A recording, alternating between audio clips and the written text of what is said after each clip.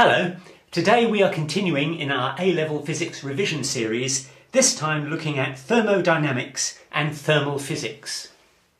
If you take an ideal gas, and we'll consider what one of those is in a moment, and for a given temperature, a constant temperature, you plot the pressure of that gas against the volume, you will get a curve like that, which satisfies the equation that the pressure times the volume is a constant, which for the moment we'll simply call C. If we were to plot pressure against 1 divided by the volume, then we would get a straight line, which suggests that pressure is proportional to 1 over volume. Remember that this is at constant temperature. That's called Boyle's law. Now there's another law called Charles' law. And Charles' law relates volume to temperature. And if you plot volume against temperature, you get a straight line, which means that volume is directly proportional to temperature. But if we extend the axis this way and then plot backwards, we find that this line crosses at this point here, which is approximately minus 273 degrees Celsius. And at that point you can see that the volume of the gas is now 0. And it clearly can't go any further. It cannot become a negative volume. So that's as far down as it can go, and we call that point absolute zero. And that is 0 in the Kelvin scale. So 0 degrees Kelvin equals minus 273 degrees Celsius. But every degree Kelvin is equal to 1 degree centigrade. In other words, the divisions on the scale are the same, but 0 Kelvin is minus 273 degrees Celsius. You might just notice a convention here. When we're talking about degrees Kelvin, we don't put the little degree signal in here, whereas when we're talking about degrees Celsius, we do put that little degree symbol in there. Now finally we have a pressure law, and the pressure law relates pressure to temperature, and once again it's a straight line. And once again, if you project it backwards, you find that the pressure becomes 0 at minus 273 degrees Celsius, which is 0 degrees Kelvin. And that tells us that pressure is proportional to temperature. So we have that pressure is proportional to 1 over volume, volume is proportional to temperature, and pressure is proportional to temperature. And if we put all of those together and combine them, we get that pressure times volume over temperature is a constant, which I'll call C for the time being. But that constant is obviously going to depend on how much gas you actually have. So let's consider 1 mole of a gas. Now, a mole is simply the atomic weight of the gas expressed in grams. So for example, hydrogen, the atomic weight is 1, so 1 mole of hydrogen is 1 gram of gas. Then we would say that PV over T equals R for 1 mole of gas, and R is the molar gas constant, and its value is 8.31 joules per mole per degree Kelvin.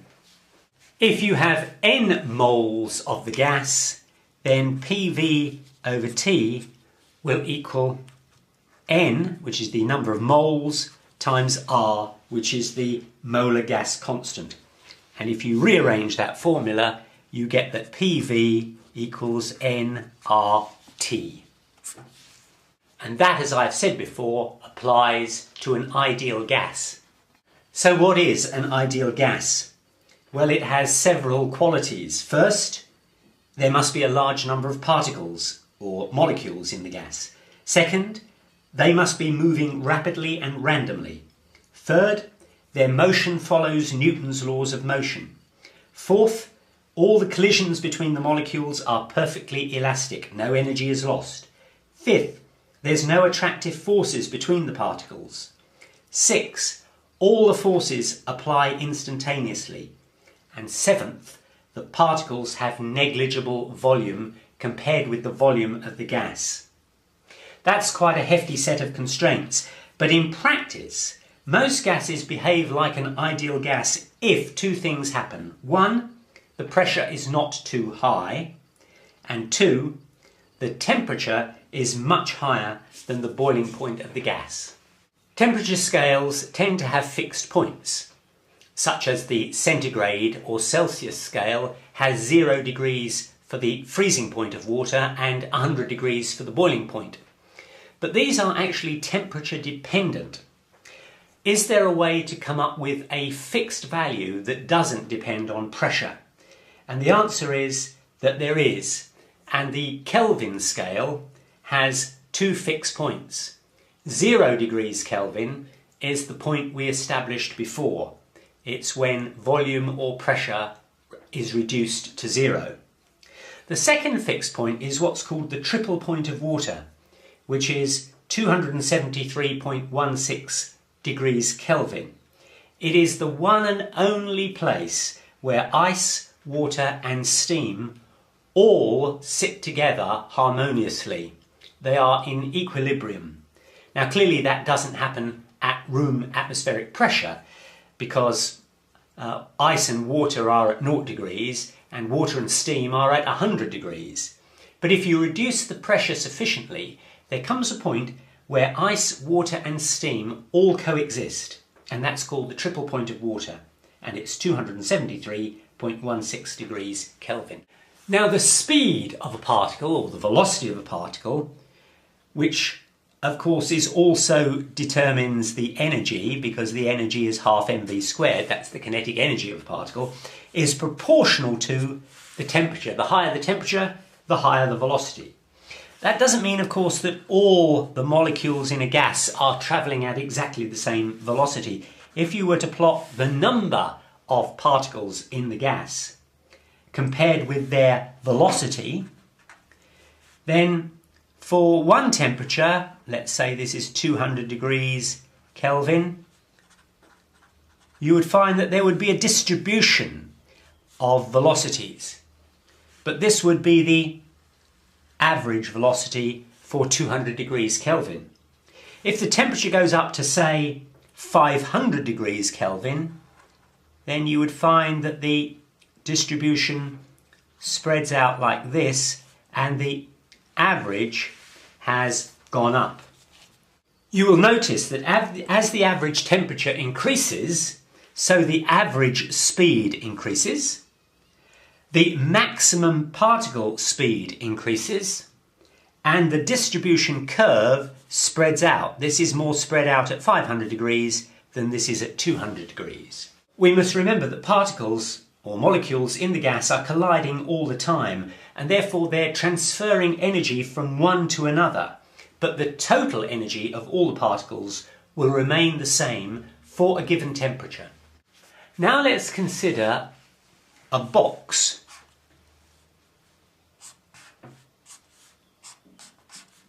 of side, it's a cube of side L. And it has N, capital N, molecules, not moles, but molecules of a gas inside it. What is the pressure on, let's say, this face of the cube? Well, pressure, we know, is force divided by area.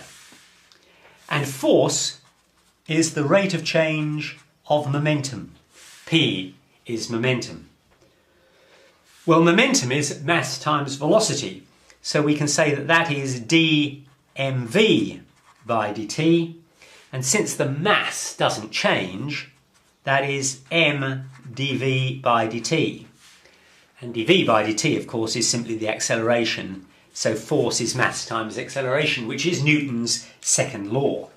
Now let's make an assumption which is not as daft as it sounds, that the molecules in the box are moving in only three directions. A third of them are going left to right, a third of them are going up and down, and a third of them are going back and forth. And although you will say that the molecules will be travelling in all directions, and that is perfectly true, the fact is that you can always resolve a velocity into one of these three directions. They are the coordinates of a velocity. You can resolve them into those coordinates. And let's further assume that all of those molecules are travelling at an average speed v. In fact, to be technically true, what we should say is that it is the root mean squared speed. To get the root mean square speed, you take all the speeds, and you square them, and then you add them all together, so that's the sum of the squares, and then you take the square root, and that is the root mean square. But I shall use the general term average speed or average velocity.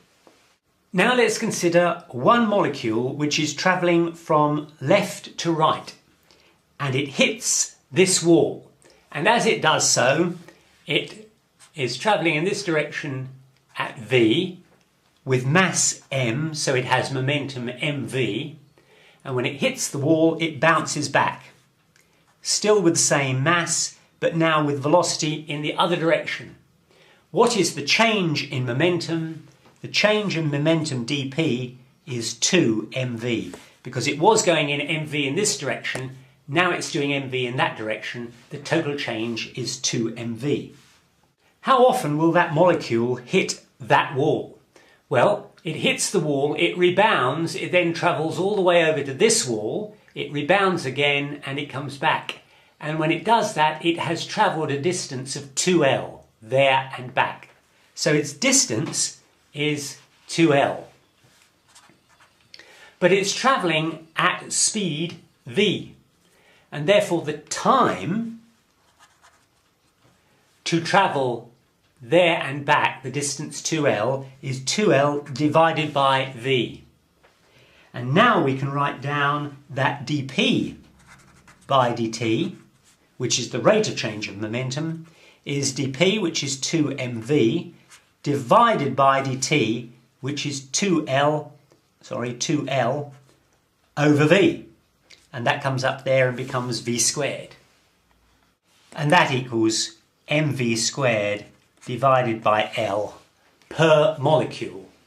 So the force, which is dp by dt, is equal to mv squared divided by L per molecule. But what we said was that there were a total of n molecules in the box, and a third of them were travelling from left to right. And that means that the total force exerted by all the molecules on this surface is going to be equal to the n divided by 3, which is the total number of molecules, times the force of any given molecule. And that is the force on this surface. But pressure is force over area. And the force we know is n over 3 mv squared over L, divided by the area. Well, what's the area? The area of this wall is L times L, L squared. And that gives you nmv squared divided by 3L cubed. But what is L cubed? L cubed is simply the volume of this box. So we can replace L cubed by volume. And that means that P equals nmv squared divided by 3V, capital V now, where V stands for volume. And rearranging that, we can say that PV, by taking the V up here, is equal to nmv squared divided by 3. But we've already shown that PV is nRT, where n is the number of moles, R is the molar gas constant and T is the temperature. And if we rearrange this equation here, we get that a half mv squared, which of course is the energy, equals 3 over 2 n over n RT, where n is the number of moles, n is the number of molecules, and R is the molar gas constant. Now, it was Avogadro who said that 1 mole of gas has the same number of particles. It doesn't really matter what gas it is. If you take 1 mole of it, you will have the same number of particles. And that's Avogadro's number. And that is 6.02 times 10 to the 23 particles per mole. And that's often given Na.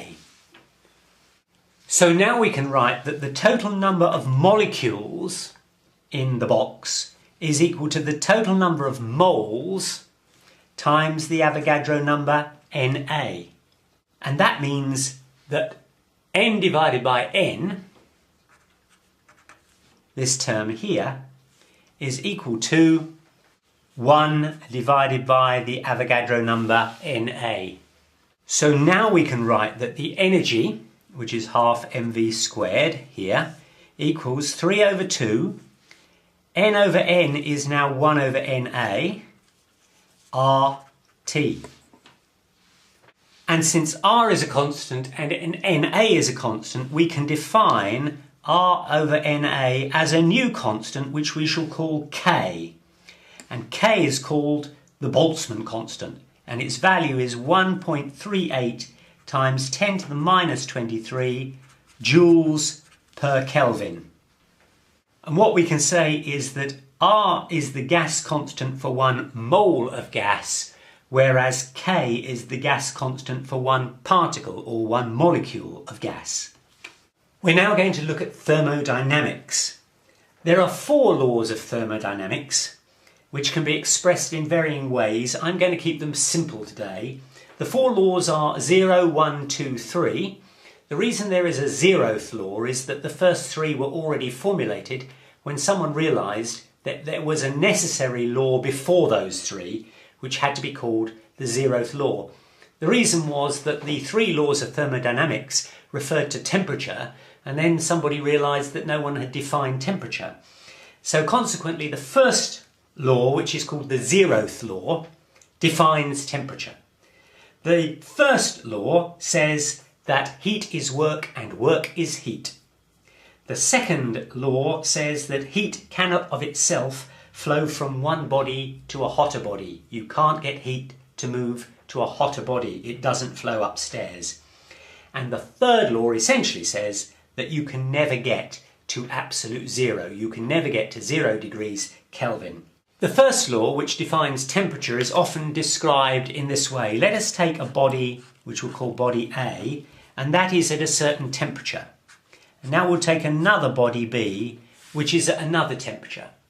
And what we say is that if we bring these into thermal contact, such that heat can flow, heat will always flow from the hotter body to the cooler body, never the other way round. And it will continue to do that until those 2 bodies are what are called in thermal equilibrium, which is kind of another way of saying they're at the same temperature. And what the first law says, the 0th law says, is that if 2 bodies are in thermal equilibrium, that is, heat no longer flows between A and B, and if there's another body C which is also in thermal equilibrium with A, that is to say A and C are at the same temperature, and A and B are at the same temperature, then it must follow that B and C are at the same temperature and hence in thermal equilibrium. There was a very well-known song in the 1960s by a popular singing duo called Flanders and Swan. They wrote songs about the most unlikeliest of subjects, and one of them was about thermodynamics. And their great song was that heat is work and work is heat. Heat is work and work is heat. Heat cannot of itself flow from one body to a hotter body. And those are simply just the two expressions of the first and second laws of thermodynamics. Let's look at the first law.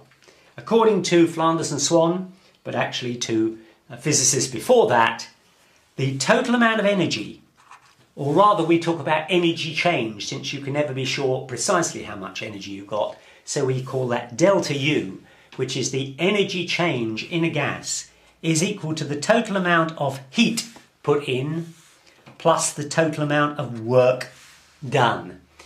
We always use positive terms when we're putting heat or work into a system, and we use negative terms if we're getting heat or work out of a system. So just to recap, delta U is the change in total energy of a system. Delta Q is the change in the heat going into the system, and delta W is the change in work being done to the system. What does this mean? Well, let's take a container into which we will put a piston or a plunger. That's free to move up and down, but nothing can escape outside the plunger, and we're going to have a gas inside that plunger. Now we might press down on the plunger and squash the gas. What we're doing is we are doing work, and consequently there's no heat going in, but the energy of that gas will increase because we're putting work in. Alternatively, we could take exactly the same arrangement. Here's the plunger, here's the gas, but instead of pushing it down or pulling it up, we put a flame underneath to heat it up. We're now putting heat in, delta Q. We're not doing any work, but heat in.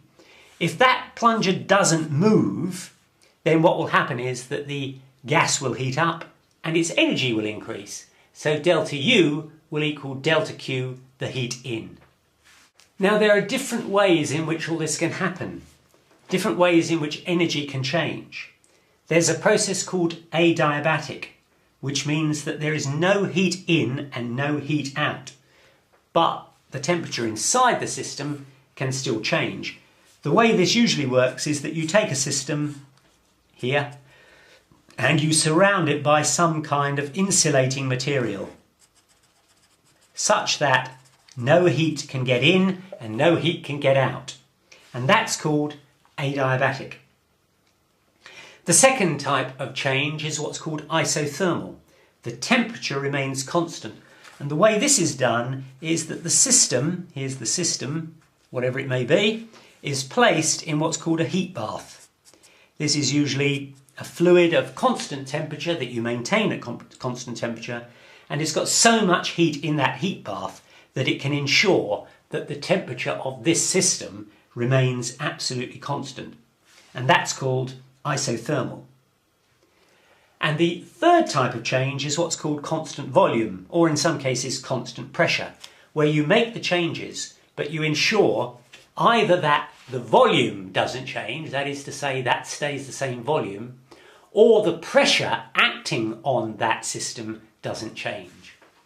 Let's just consider an example of three changes. We're going to plot pressure against volume. And what we're going to do in these three examples is we're going to take a gas that has a volume V1 and we're going to take it down to a lower volume V2. And we're going to start with the pressure at that point and the volume V1. So our starting point is a pressure with a volume V1. Now there are three ways that we can get down to volume V1. That's where we've got to get to. The first is the adiabatic, and that will look like a curve like that. The second is isothermal, and that will look like a curve like that. And the third is constant pressure, and if constant pressure means that pressure doesn't change, so it will simply go like that. Now, what does that actually mean? How can we achieve this? If we're going to reduce the volume but not change the pressure, the only way we can do that is to reduce the temperature. So for path 3, the temperature goes down. For path 2, isothermal, that's a constant temperature. T is constant. For that's path 2. Path 1 is the adiabatic change. And in that case, the temperature is going to go up. So essentially you achieve these 3 different paths depending on what happens to the temperature. In this case, the temperature must go down. You actually physically have to reduce the temperature in order to get the volume to decrease. Here, this is just a straight volume change with a consequent pressure increase, but all at constant temperature. And here you've got a volume decrease, a pressure increase, but also a temperature increase, and that's adiabatic. We can now consider what's called a heat engine, and it's sometimes also called a Carnot cycle. Once again, we're going to plot pressure against volume. And we're going to go through 4 points, each of which, as you will see, has a distinctive pressure and volume, pressure and volume, pressure and volume, pressure and volume. And the path we're going to take goes something like that. This path is isothermal, which means that there is no temperature change. This path is adiabatic, which means that there is no heat in, no heat out. This path is isothermal again, constant temperature, and this path is adiabatic, which means no heat in, no heat out. So you can, by the same process that we achieved these changes, you can achieve these changes. Isothermal, constant temperature, adiabatic, no heat in, no heat out. And you can go right the way round until you come back to where you've started. And the area within this curve is equal to the work done. And that's either by the system, you might get work out, or to the system, you might have to put work in. Now let's go back and look at this term that we derived earlier. PV equals nKT, where n is the total number of molecules, K is the Boltzmann constant, and T is the temperature. This term PV is in fact an energy term. We can demonstrate that fairly easily. What is pressure? Pressure is force over area. But what is area? Well, area is just a distance squared. What is volume? Well, volume is a distance cubed. And so pressure times volume is force times distance. But what is force times distance? That equals work or energy. So PV is an energy term. And what we can derive from this is that PV, which is energy, equals KT for a single molecule, because it's nKT for n molecules, so it's KT for a single molecule. And this now relates the energy of the gas to its temperature. It shows why, as the temperature increases, the energy increases. And it also means that we don't really need a temperature scale. We could, in fact, describe all temperatures in terms of energy simply by multiplying the temperature, which of course has to be in degrees Kelvin, by the Boltzmann constant. That does not, of course, mean that every single molecule in a gas will have an energy equal to kT. If you look at the number of molecules in a gas and you look at their energy, then you're probably going to find that there will be a distribution.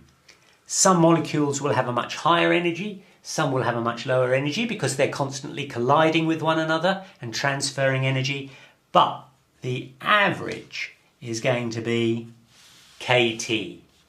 Now let's think about particles in matter.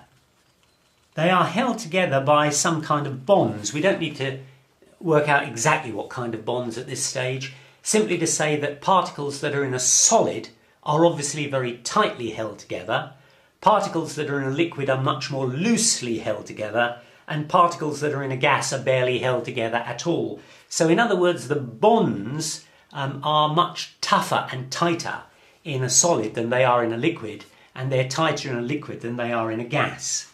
So what do you need to do if you want to change the state of a solid to a liquid? Let's say you want to take ice and you want to melt it.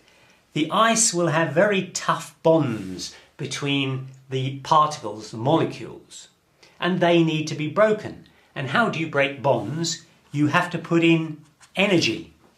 And we've just shown that the energy equals kT. So you might think that you can break these bonds by having an energy which equals kT, and that energy will be the energy that's capable of breaking the bonds. Let's say that the energy needed to break a bond is epsilon. Then what we would be saying is epsilon equals kT, the bonds get broken. But actually that's not quite true for the reason that I just showed in the graph, that if you plot the number of molecules against their energy, you get a distribution. And the average distribution, I said, was kT. But way up here somewhere, right towards the far end, there might be molecules that have the energy epsilon.